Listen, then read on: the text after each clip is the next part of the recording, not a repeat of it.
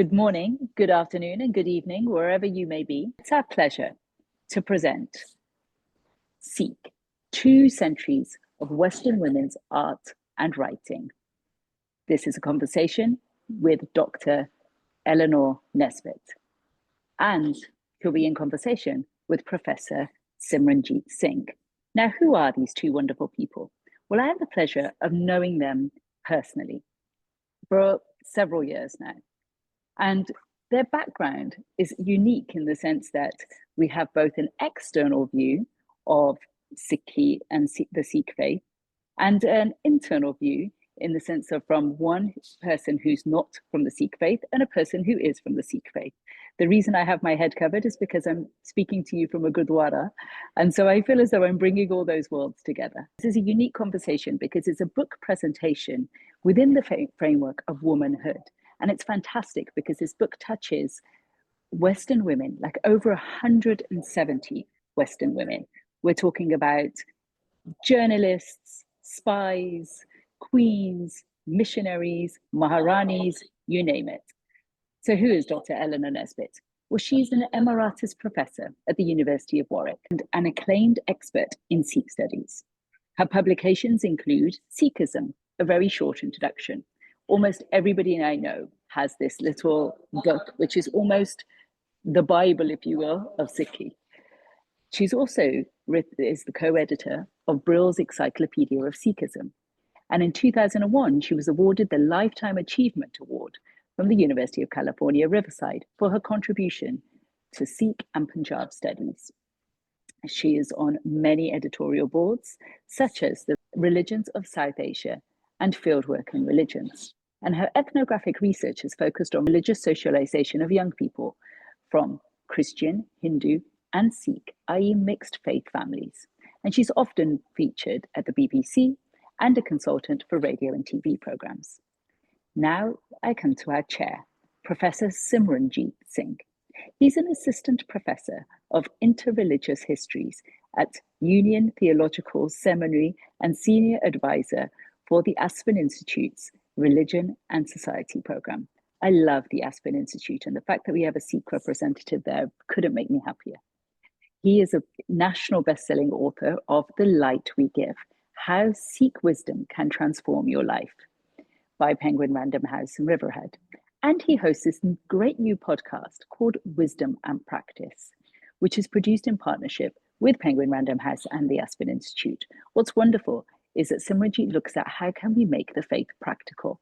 So with both of these different perspectives, we will now give the floor over to Dr. Eleanor Nesbitt, presenting her brand new book.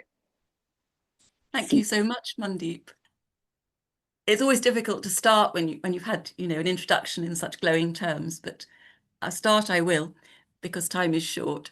And usually people say, well, why did you write this book? They're not just referring to the extraordinary size and weight of it, but why on this subject when you're an English woman, you're not Sikh by faith, even though that's influenced you a lot.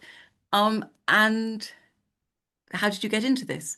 So I suppose it's sensible to explain, even though a number of you know this already, that I come from the south of England. I've always been interested in people of different backgrounds.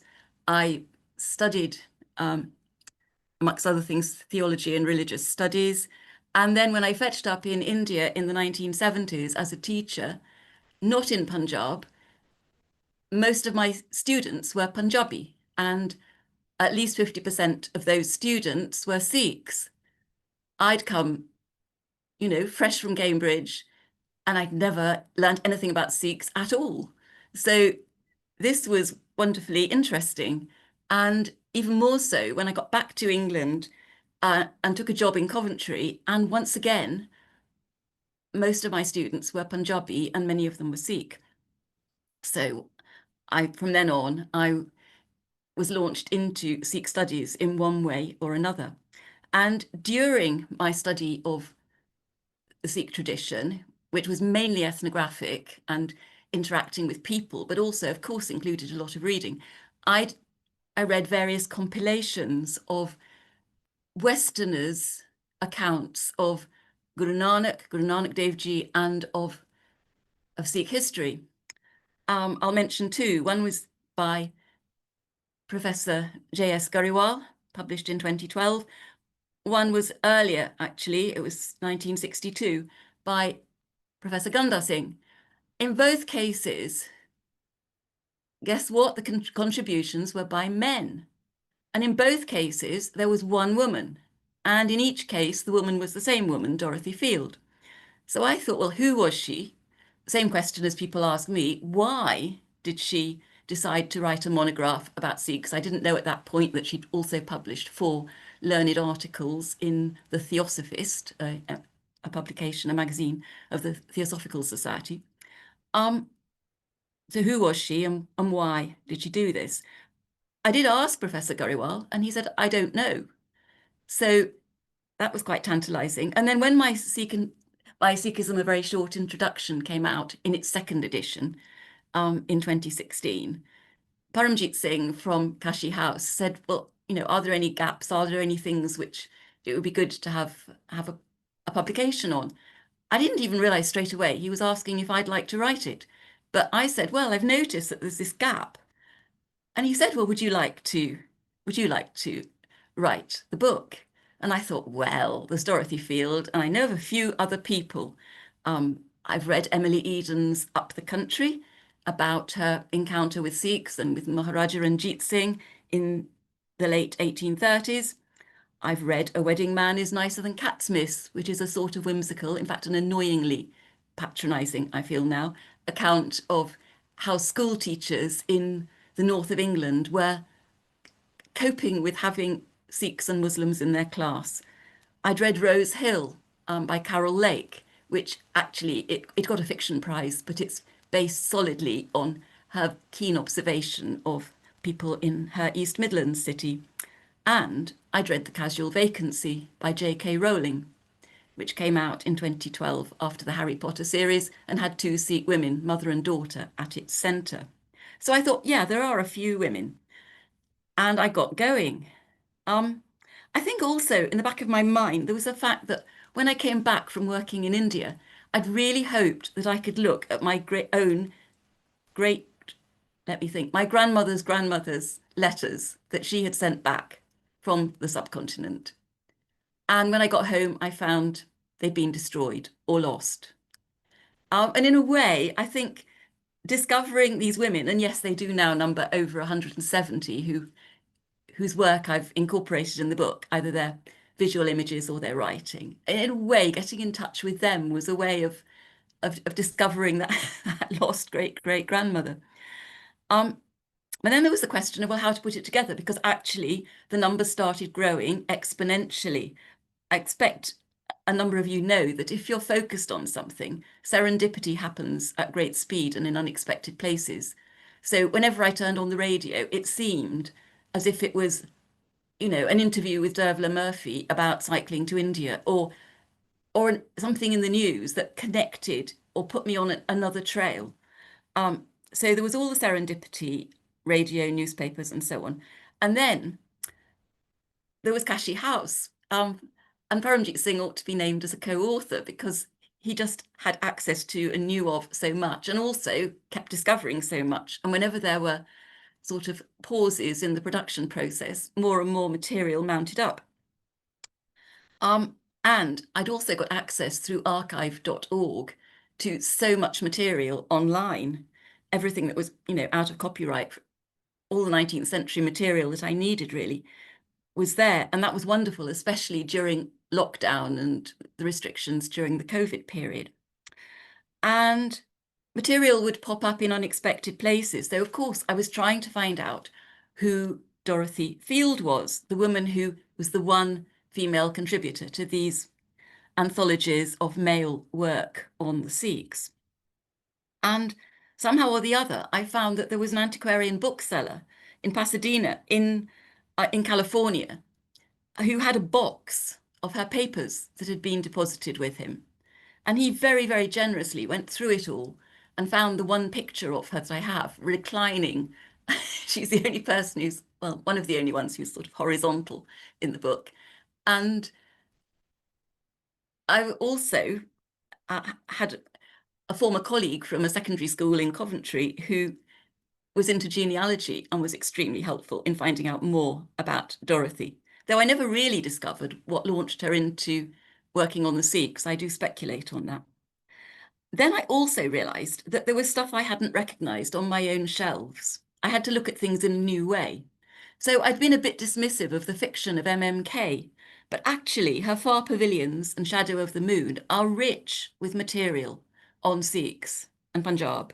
Not surprisingly, her uncle, John William Kay, was a historian of the Second Anglo-Afghan War. And so I got over my sort of irritation with her as, as a romantic novelist and just found this wealth of information.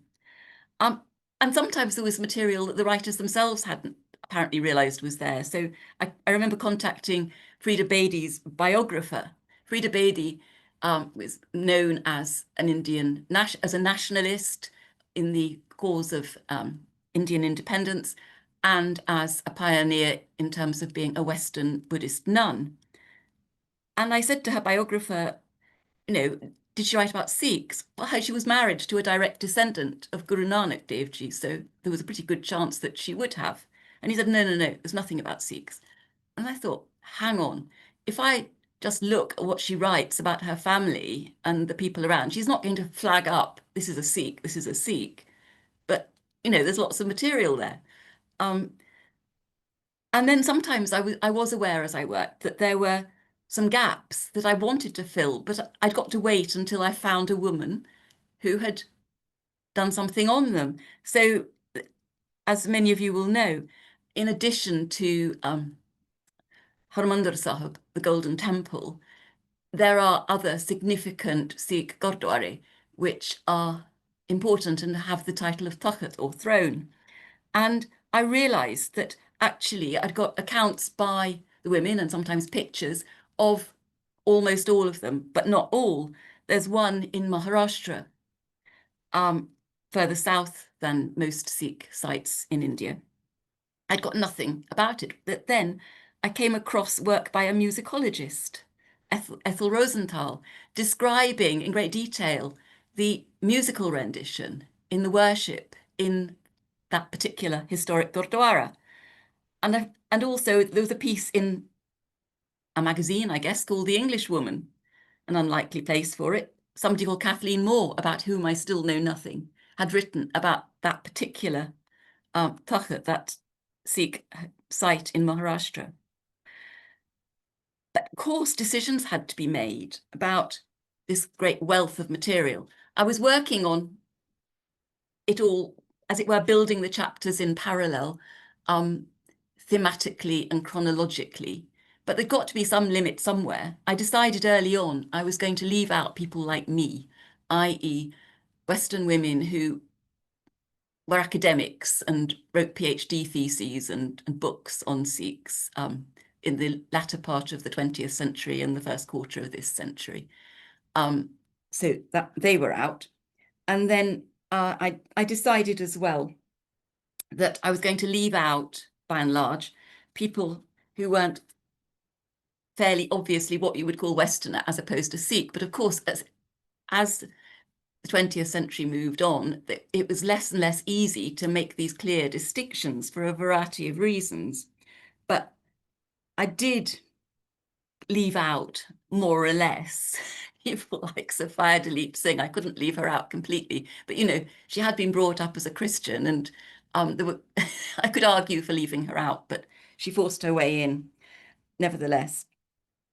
I mean, obviously she she was the granddaughter of Maharaja Ranjit Singh, so there was some justification for including her and other people as well who were a bit ambiguous as to where they fitted on this arbitrary line that I'd somehow drawn between Western and Sikh. But there was a decision about how many centuries. If I was advising someone on a PhD thesis, I'd be saying, narrow it down, narrow it down. You can't talk about 200 years, all in one book in this way, especially given that it's a compilation of so much material. You need to narrow it down. But I couldn't bring myself to, because it was so fascinating seeing, on the one hand, the continuities between the voices of women from the beginning of the 19th century right the way through to the beginning of the 21st century, and the contrasts, the differences. And I wanted that to come through. So, I mean, just to take some examples that might seem a bit random, almost every woman writing about going to the Golden Temple, Harmandir Sahib, in the 19th century made a big issue of the fact that she was required to remove her shoes. Or one woman complained that she'd been advised against going in because she would have to suffer the indignity of removing her shoes. In the 20th century and the 21st century, removing one's shoes isn't such an issue. And I think it's for various reasons. I mean, one viceroy's wife did explain that her companion had got 16 buttons on her boots and that she'd left her button hook at home. So if you think of what was involved in, apart from anything else, the embarrassment of exposing her feet, but that just the practicalities of getting her boots off and then worrying about how she was going to get them on again, it's very different from having, slip-on footwear that you can easily slide out of. Another woman laments that by the time she was in Rajasthan, she was suffering from a cold, and it was because she'd had to take her footwear off in the Golden Temple. It was a big thing, which stopped being a big thing. But several women did say that it was actually more than worth it taking their shoes off.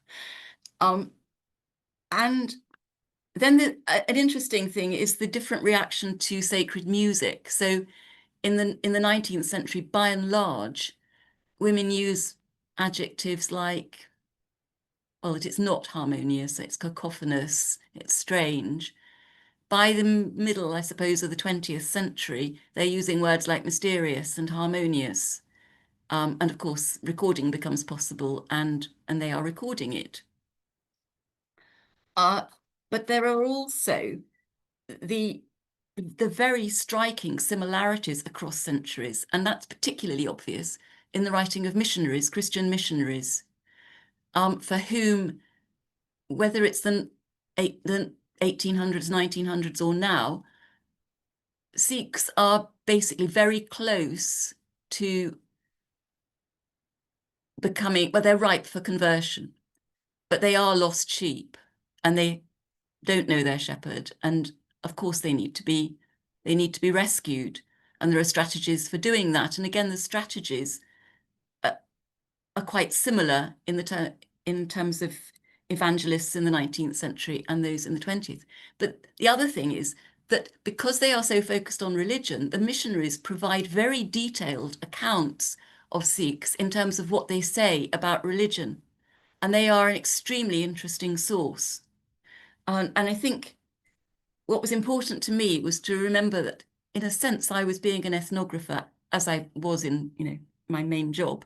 I was trying to avoid passing judgment, and I was including as many different voices as possible and allowing them to speak. And in their turn, although they wouldn't have thought of themselves as ethnographers, some of them were providing quite detailed accounts of conversations that they had with Sikhs.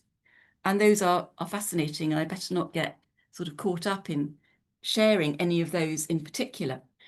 But I'd certainly made the decision that I was going to include writing of every genre, whether it was poetry, as in the case of Charlotte Bronte's poem that was inspired by what she read about the First Anglo-Sikh War, or whether it was short stories and fiction, or diaries and letters and so on.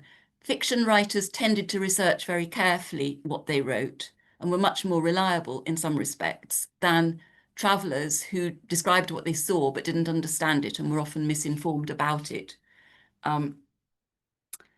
And as you've been told already, the women include spies. I've said missionaries. There were big game hunters, two of them, who were the guests of a Sikh Maharaja so that they could shoot big game.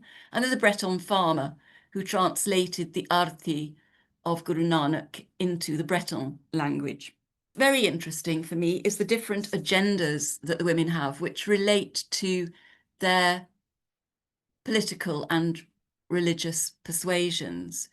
I mean, for example, 3 of the women had connections with the Theosophical Society. One of them was Helena Blavatsky, who was of Russian/Ukrainian background, and who was a co-founder of the Theosophical Society. One was Annie Besant, who became the 2nd president of it. And one was my friend Dorothy Field, who wasn't a Theosophist, who published, first of all, in the Theosophist, but with a footnote from Annie Besant saying, I distance myself from what she writes. I abhor it.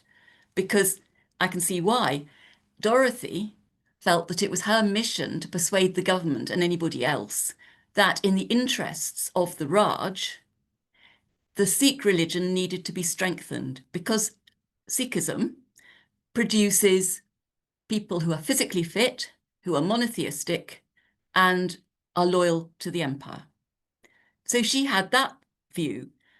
Annie Besant publishes her, but it must have been really difficult for her because she was committed to the idea of Indian independence, not the Raj at all. Maybe the fact that part of her background was Irish contributed to her sympathies with Indian independence, self-rule.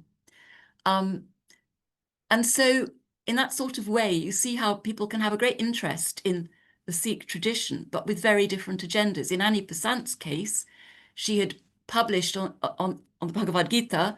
She sensed a complete resonance between Sikh scripture and the Upanishads. And she just saw really Sikh, the Gurbani, being the Upanishads, but in a vernacular, which Punjabis could understand more easily. Whereas for Dorothy Field, it was important to point up the distinction between what was Hindu and what was Sikh. I could go on about the different perspectives of the different women who are included in the book, but I think that's one of the things that actually makes it an interesting contribution to the literature that we have in English on documentation of the Sikh tradition. There are some firsts. So in 1809, which happens to be the year of a treaty made between Maharaja Ranjit Singh and the East India Company, Anne Dean, who was the great-grandmother of the humorist P.G. Wodehouse, as it happens, is the first Western woman to report meeting Sikh women. She met members of Maharaja Ranjit Singh's family, not in Punjab, but at a Hindu pilgrimage place, Hardwar. She publishes only in 1823, so she's not the first woman to be in print speaking about Sikhism. That publication was 1814 from Maria Graham, a fascinating character. The first use of Sikhism, I mean, that word, of course, is anathema to a lot of people because it's a Western coinage, but it figures from early on in the writing of the women.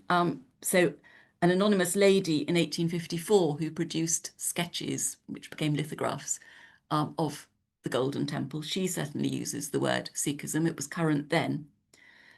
And interestingly, you'll see a painting by Emily Eden, which I'll get to in a minute. And that also, I think, is a first. I need to say that the book has in many ways sort of changed my life, because it's given me a huge extended family of people, some of them who are here, who are involved in the book in one way or another, either as people who've generously allowed their work to be published and shared, like Elizabeth Cosmian, or people who have generously allowed their forebears' work to be shared, like Roderick Wathen. One of the things that comes out of it all for me is how some of the Western women who are included, their lives were actually changed by what could have been almost random conversations or exchanges with unnamed, in one case at least, Sikh women. So Dervla Murphy, who cycles to India and then becomes an internationally known travel writer, what started her off from her village in Ireland was her pen friendship with a Sikh girl in Malaysia, who gave her a sort of different view of the world and excited her with the determination to get to India the only way she could on her bike. And For J.K. Rowling, the decision to include Sikhs at the heart of her novel resulted from conversations she'd had with a Sikh friend, a young woman who talked about about equality and other values in the Sikh tradition. To share some pictures now. That amateur sketch at the top is in the Tour collection, and it's almost certainly by Isabella Fane in 1837, when her father, who was chief of the army in India, was invited to the marriage of Maharaja Ranjit Singh's grandson, Nanihal Singh. So it's historically important, even if it's not artistically significant. And you can very clearly see that he has only one functioning eye, which was a disability that he overcame in his exceedingly prominent life as the person who established the Sikh Empire. And below is another amateur drawing, not by Emily Eden, the celebrated artist, but by Fanny, her sister, who describes how she was sitting on her elephant alongside Maharaja Ranjit Singh, and she was able to do this sketch of him, and she comments that it was not unlike him. Firstly, I want to thank you, because that was a very good overview of the 140 women that have been accompanying you for nearly, I think, over 5 years. How long did it take you to write the book? I remember you telling me. I was invited to do it in 2017, and it came out in 2024, but I did write a lot of things alongside it, as well as doing a lot of other things. So I can't really claim that it took 7 years, but it was an important strand in my life for 7 years. Yes, exactly. And so my initial thought as I was hearing you speak was, wow, what an incredible crowd she has. I wonder what's drawn everyone to this conversation. And there are many Sikhs here, but there are also some non-Sikhs here. And then you mentioned the fact that some of the contributors perhaps might even be on this call. So I began to think, my initial thought when I was presented this book by Kashi House, by Paramjeet, at your own book launch, was that why did Professor Nesbitt focus on Western women? And I guess as a non-Western, well, it depends, you're right, it depends on the definition of Western, but as a Sikh woman, I thought, again, we're not speaking of as our own history. And then when I went through your work and have got to know you, I began to realize that actually you're right, that we always receive his story, as in the male perspective, and so rarely do we receive the female perspective. And that looking at all the contributions, the over 170 contributions, that so many women, as you rightly said, wrote about this. And not, I wonder, in your research, you often, I'm sure, came across many Sikh women as well as non-Sikh women, Western women and Eastern women. What did you find being the difference in terms of how they wrote over the 2 centuries, number one? And my second question is, were you surprised by how differently the Sikh narrative was told by women versus men? I'd like to start with the second one, between how men and women reflected on Sikhi. I have to say that more important than gender, it appears to me, is ethnicity, nationality, and religious allegiance, so that there was a considerable commonality between what men wrote and what women wrote. And that was partly because, in many ways, women were dependent for their views and often for their information on men, whether it was their sources, so Maria Graham basing what she wrote on John Malcolm's work that had just come out, or whether it was Dorothy Field basing her understanding on Max Arthur Macauliffe, or whether it was women whose husbands were fighting and involved in warfare, which they themselves were not participating in at first hand. So I had to rule some women out completely because it was quite obvious that everything they wrote and they said it was what, a man had told them. But in other cases, I was aware that I was probably hearing the same as what a man would write. And, I thought every now and then, oh, this is very much a woman's view. So when Fanny and Emily Eden are drooling over Pratap Singh, the young son of Maharaja Sher Singh, and he was obviously a very attractive, talented, lovely child. But if you look at William Osborne, their nephew's writing, he is equally captivated by this very attractive child, who tragically, of course, dies very young. So sometimes it was easy to leap to the conclusion that something was, the female voice when it wasn't uniquely the female voice. But I think later on in the 19th century, and certainly in the 20th and 21st century, what you have is the friendship which a Western woman strikes up with Indian women. They've got a shared language by this time, much more than was the case in the early 19th century. And so what they are saying is based on friendship between equals, which is very different from the situation in the Raj. And obviously it was easier for women to have a different sort of friendship perhaps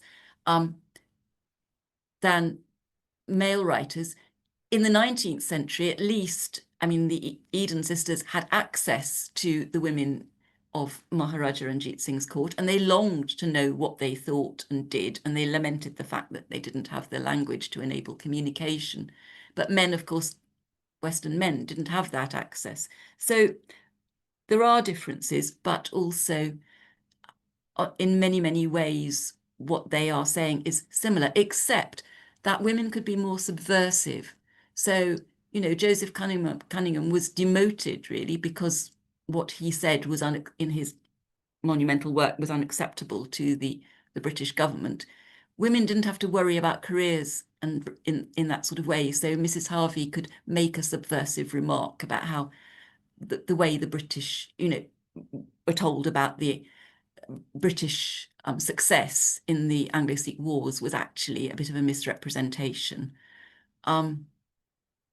And yeah, and in the case of Millicent Wathen, whose husband was principal of Khalsa College, she could say in her diary, well, I don't agree with my husband on this particular point. So there was sometimes a subversive voice that crept in, perhaps in material that wasn't meant for the wider public, but that really was, personal letters or diaries. As far as the difference between how Sikh women and Western women would write, well, obviously, I worked with insiders, co-authoring. Clearly, as somebody who's within a tradition, you do write and feel differently from somebody who is, in a way, a sympathetic observer. I haven't got particular examples to give, and in fact, if I did, it would be more from 20th century scholarship where Sikh academics and Western academics have written. That wouldn't be representative of what I found in my own work for this book. I'm in a Gurdwara, so I don't know if you can hear the kirtan or the shabads, but I feel like it's so right. So I'm the author of The Values Compass, what 101 countries teach us about purpose, life, and leadership. And I look at over 175 different countries. I wonder, with your work, when you're looking at Western women, how many are representing the British Raj, and what percentage are not coming from the British Raj? It is quite clear that more of my women are English and sympathetic to empire in the 19th century and early 20th century than not, but I include Irish voices and North American voices, and some of the voices are extremely pro-Indian nationalism. And there is a very distinctive voice, which is Helena Blavatsky of the Theosophical Society, who is damning of the British. She thinks they look ridiculous, prancing around in their uniforms and refusing to sit with natives in the the Diwali celebration in the Golden Temple. She had a much better view because she was sitting with Indians. So there are different voices which I really, really value in the book. Thank you so much, Simranjit. Yeah, thank you both. This has been lovely, and the book is so lovely, and I'm so grateful to have had a chance to look at it. I was trying to think of what would be um, in interesting perspective from my viewpoint, and I thought I would try and reflect on two different ways of reading the book, at least two different ways that I've experienced the book. Um, One is as a Sikh, looking at the material and the experience that I have felt um, in how it has enriched and deepened my connection as a Sikh to my history and to people. And then the second is in terms of scholarship and what I'm working on and how the material you've brought here, Eleanor, is so valuable to me as a historian. And so let me just start with the first, and I will take the big risk of trying to lift up the book and show some images. I've been working out a lot recently, so hopefully um, this is a way of showing up. So if you haven't seen it, this is the cover. It's beautiful. You can see it's larger than my face. The part that really felt moving to me was when I came to chapter 7. So there's this image of a young Sikh boy, and you can see he has his kirpan wrapped into his juda, a photograph by Margaret Burke White from the Life Picture Collection. It's 1946 at Darbar Sahib in Amritsar. What I love about it is I have pictures of myself like that. I was born in the 80s. I used to go to Amritsar. I used to go to Punjab in the summer with my parents. And there's something so touching about the visual representation of history. As a historian, I'm constantly reading texts, and so often it can feel far away. It can feel like it's just literature, and to see this boy and to feel connected to this person, even though I never have before, is such a special experience. And as you go through the pages, there's even the epigraph at the top of the seventh chapter. It's a quote from Anita Delgado Briones, who was married to Maharaja Jagatjit Singh in 1908. Is talking about the Panchkakar. So it's Kes, Kara, Ganga, Kacha, and Kirpan are the five precepts that every Sikh must fulfill. Right. So 125 years later, um, feeling like I am, this Kara that I'm wearing right now is the same thing that my Sikh family, my ancestors were wearing 125 years ago and 125 years before them. It's hard to explain the feeling that comes with this kind of connection, but it is something that this book offers in a way that very few other books that I've encountered have. And so that itself feels like a gift. One more thing that I just found so special, under your third section, the ninth chapter on Darbar Sahib, the Golden Temple.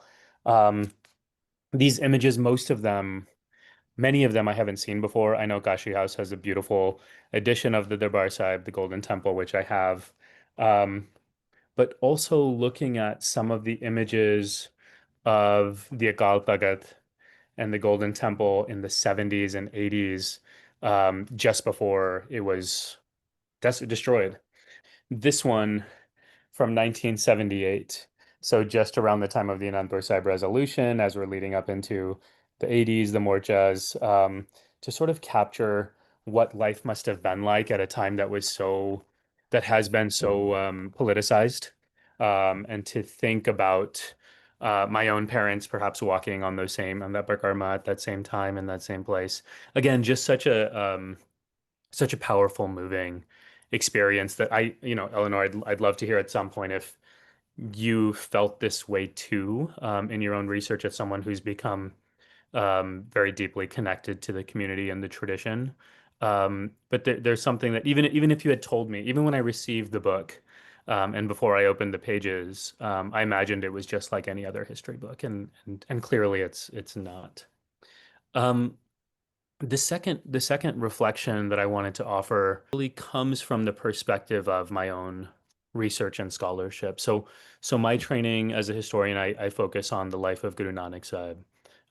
So it's the earliest accounts of his life. I look at the Janam Sakhis. I look at his own writings in the Guru Granth Sahib. And one of the big questions that I've been asking is how have we come to um, receive a picture of Guru Nanak as we know him today, that is different from what we see in the original sources. And the basic sort of quick explanation of that is, in my view, so much of how Guru Nanak Sahib is viewed today is a depoliticized version of him. Whereas if you look at the earliest sources, he's very socially interested, he's very politically interested, and there is no way of reading those texts, I think, his writings, his Bani, and the Janam Sakhis, and seeing him as an apolitical, socially unconcerned person. One of the answers to that question, I believe, is colonialism, which features centrally in your book. But one big difference between what you offer here, Eleanor, and what I've been doing in my work and what so many other scholars do is the colonialist scholarship that I engage is androcentric. It's all men. And even if you think about how we're trained in Sikh studies, about who the main figures are, the early historians, right? There's Ernest Trump, not Donald Trump, but Ernest Trump. Max Arthur McAuliffe, you mentioned earlier. J.S. Garewal, like these names that have made major contributions to the field, and also, as in any other space in historical study, the voices of women have been cast out. And what's interesting to me, I was just thinking this as you were reflecting earlier, if you had asked me before I read this book, who were the female Sikh scholars or the historians or the people of significance who are writing from a position of being a woman, I would have said there weren't any. I didn't know. And the one that I wanted to share with you all, if I can pull the page up, that really surprised me was Maria Graham, Lady Maria Calcott. So again, just so you all know, I'm trained as a historian of the Sikh tradition. I had never heard of this person. I had never read this passage, and it's really changing my way of understanding how the field of Sikhism has come to be understood in a scholarly perspective. And so I'll just read you this passage from 1812 from a woman named Lady Maria Calcott, Maria Graham. And this to me in some ways is a really important foundational understanding of how Sikh scholars understand the field today. So she says, of the different sects which have sprung from the Brahminical Hindus, that of the Sikhs is the most remarkable. Its founder, Nanak, a Hindu who was born in the middle of the 15th century of the Christian era, appears to have been a man of singular virtue and benevolence, who, willing to end the bloody wars then carried on by the Mussulmans against his own nation, attempted to reconcile the Vedas and the Quran by showing that the Hindus really acknowledged but one supreme God, and calling upon them to abandon the idolatry which had crept in among them, and to abide by the pure faith of their ancestors. The passage goes on, there's more to it, and then there's actually a follow-up to that passage that Eleanor provides, which in my research will be very valuable. Like I will not now be missing this material from my own scholarship. But as you heard what Maria had to say, you probably noticed some of the basic um, features of how Sikhi is described in the modern West, right? It's a sect of Hinduism. Um, it is Guru Nanak was a man of singular virtue and benevolence. He was trying to reconcile the Vedas and the Quran. He was trying to bring Hindus into monotheism. Like so many aspects of how the story of Sikhi is told is showing up in this very brief passage in 1812. And so as a historian, just sort of noting, like, we know that the voices of women are often moved to the margins, but then also in the field of history, as we're finding in this book, the actual historians who have been there are themselves being marginalized. And so that to me is sort of the real gift of this book from a scholarly perspective, that this is something that people like me can draw from, can learn from, and then incorporate into our own understandings of the field. So as a Sikh personally, and as a scholar and historian of the tradition, I feel very grateful to have this very, very, very, very big book on my desk. So thank you, Eleanor. Thank you. Can I respond a little bit to that? I won't say too much because I want to hear what other people have to ask and say. I think in the case of Maria Graham, I haven't done this or not done it recently. I think you do need to compare with John Malcolm, because I think she is probably basing what she says on his account. It would be useful to look at that, because that was the material that she had to hand when she wrote that, as far as I know. It's very interesting how the women who read the Sikh scripture responded, because most of the women, they either didn't have a translation or they didn't know how to read Gurmukhi, even if they had some familiarity with a North Indian language. Charlotte Tucker, who was a volunteer missionary for the Church Missionary Society in the late 19th century, she made the effort to learn Gurmukhi, and she did read the Guru Granth Sahib in the original. And what came through to her was a spiritual longing, a yearning, which very much impressed her. And then when Pearl Buck, who was a Nobel Prize winning novelist, read the translation of Dr. Gopal Singh, she again spoke about how she was affected by the spiritual yearning in the words of the gurus. And she was not a missionary, though she was of missionary parentage, and so she had no qualms about saying how amazing the Guru Granth Sahib was. There's so much here to unpack in terms of the reactions and even your notes on how some of the women reacted to the Guru Granth Sahib itself and their appreciation for it, which is very much in contrast with one of the figures that I'm looking at most closely, Ernest Trump, who did not like the Guru Granth Sahib very much and see much value in it. And so I guess another way of saying all of this is that as a community of Sikhs and also as scholars, we have some awareness that colonialism has played a major role and patriarchy has played a major role in shaping how we understand ourselves today. And to be able to grapple with that in some degree, we can't just point our finger and say, well, that happened. We have to actually engage with the substance of the material and the particularities. And so you equip us with quite a bit of that here. Some of the leading Sikh women in our community now are on this call, actually. And so you all might appreciate just knowing that, people like Sitwinder Baines and Nikki Guninder Kaur are here with us along with Eleanor. And so and Mandeep herself. And so it is true that we haven't yet accessed a lot of what is available to us as a community. I do think Eleanor's book is a major stepping stone for us, and I'm very grateful for that.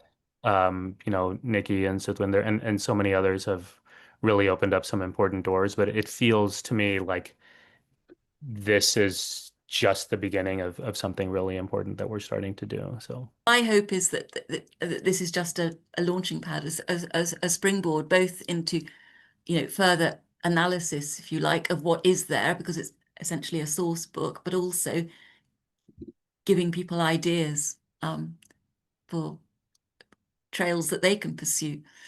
I also noticed Vern Duesenberry is on the call, and he's done quite a bit of work on diaspora. And so we have, again, to your point, Bhupinder, some growing work in that field as well.